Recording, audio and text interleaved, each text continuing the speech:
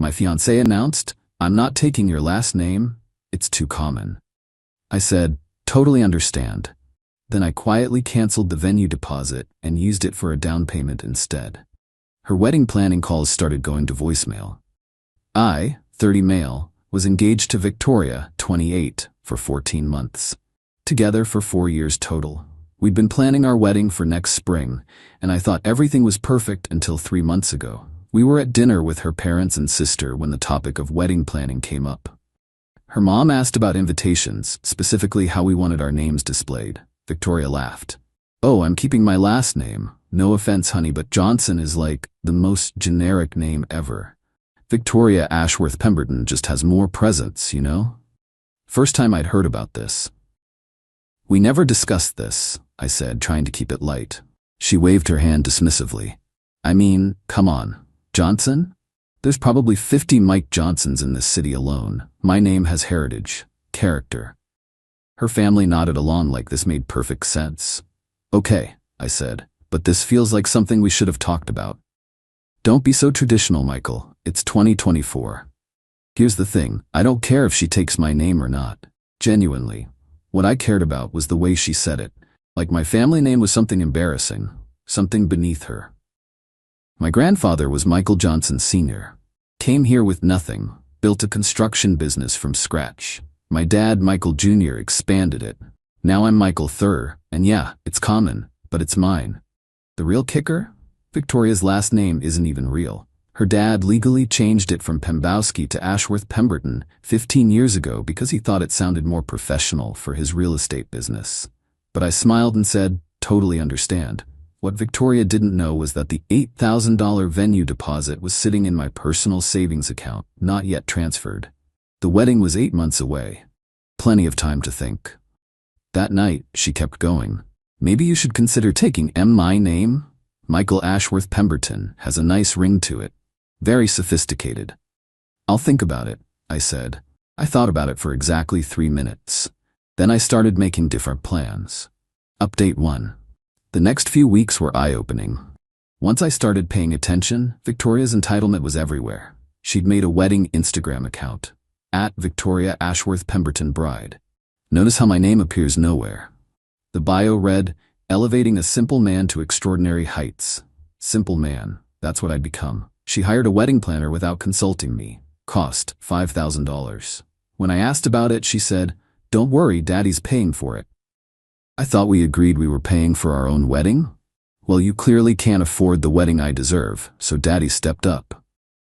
The wedding I could afford, with my savings and income from running a branch of my family's construction business, was apparently not good enough. She wanted a $75,000 wedding. My budget was $30,000, which I thought was already generous. Then came the guest list drama. Her list, 180 people. My list, 75 people. "You need to cut your list," she announced. "My list is already half of yours." "Yes, but my guests are more important. Daddy's business associates, Mom's charity friends, your construction worker buddies don't really fit the aesthetic." "Those construction worker buddies include my cousins and uncle. Can't they just come to the reception? After dinner?" That's when I made my decision. I called the venue and canceled. Got the full deposit back since we were outside the penalty window. Took that $8,000 and put it toward a down payment on a house.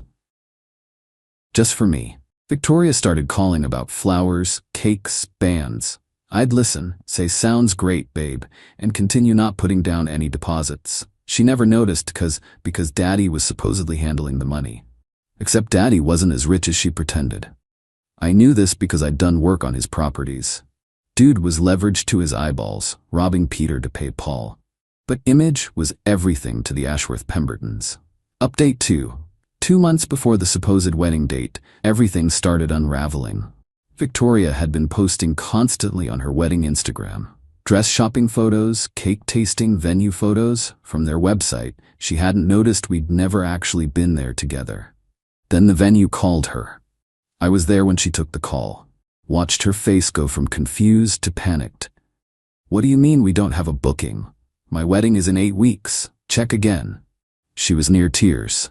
"Michael, there's been some mistake. They say we never confirmed our booking." Weird. I said, not looking up from my phone. Did you want me to call them? Yes. Fix this. I made a show of calling. Hi, this is Michael Johnson. My fiancé says there's an issue with our booking. Oh, we never placed one? Do you have any availability in 8 weeks? No? Fully booked? I see, thanks. She was hyperventilating.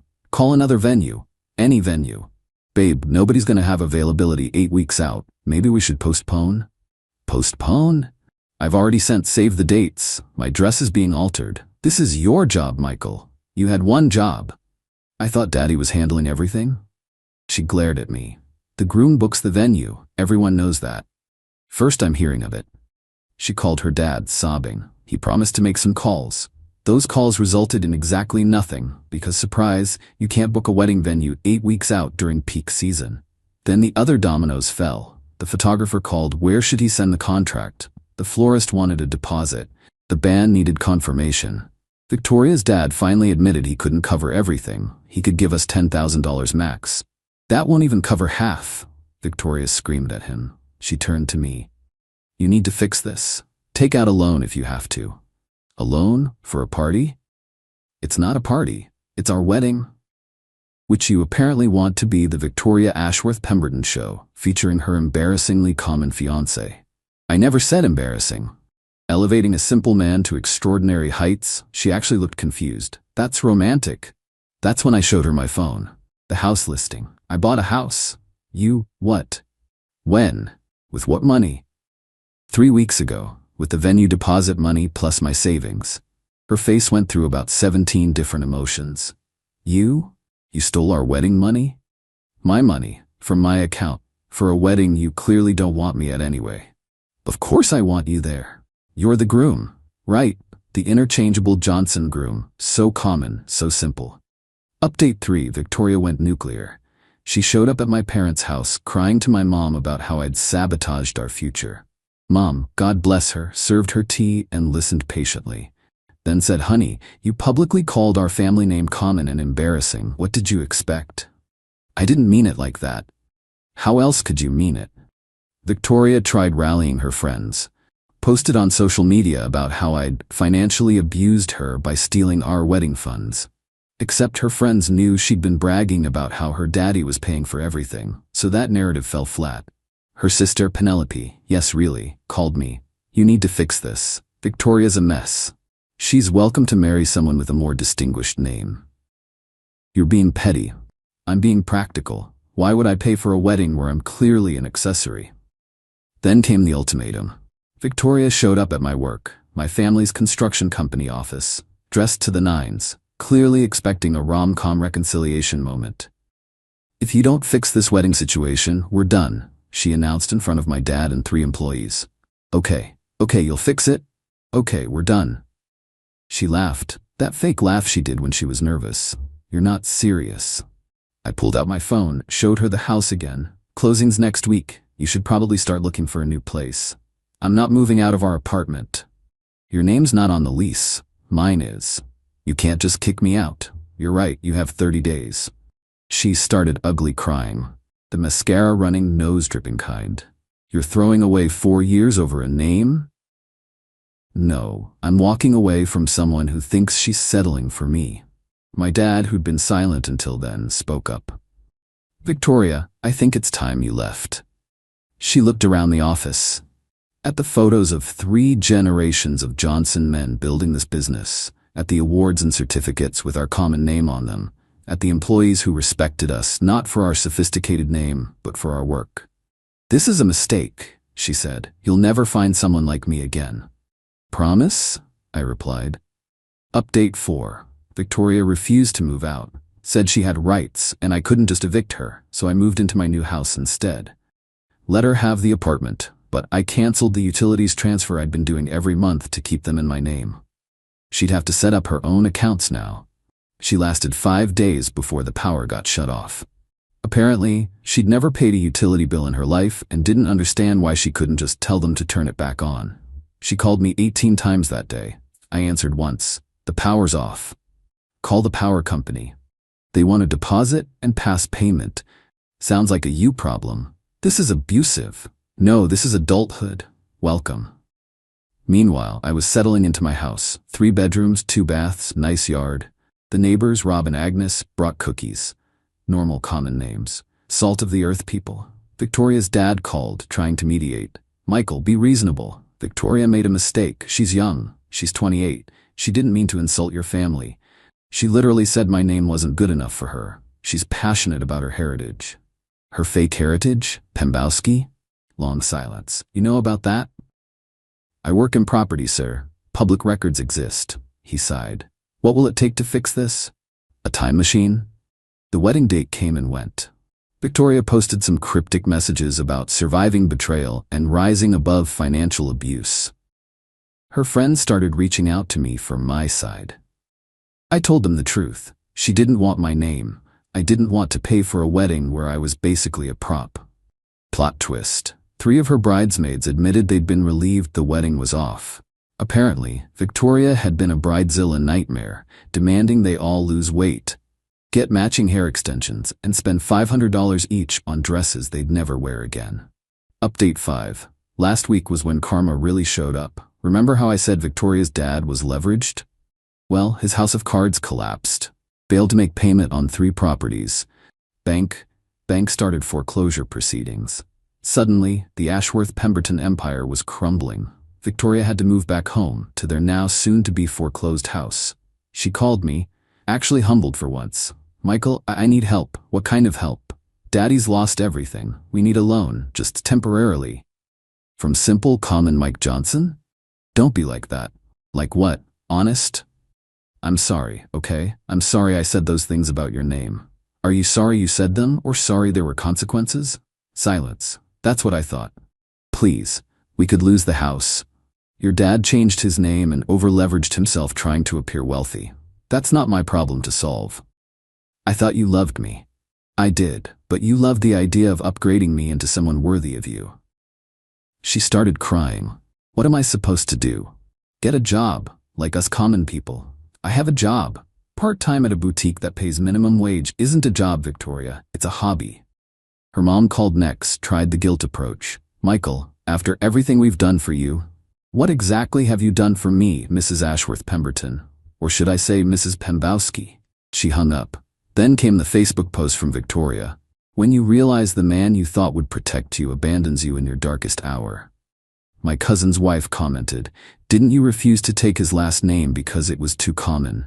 Victoria deleted the post within an hour. Update 6. 2 days ago, I ran into Victoria at a coffee shop. She was with a guy, suit, slicked hair, pretentious watch. She saw me and tried to pretend she didn't, but he noticed. Is that Mike? He asked.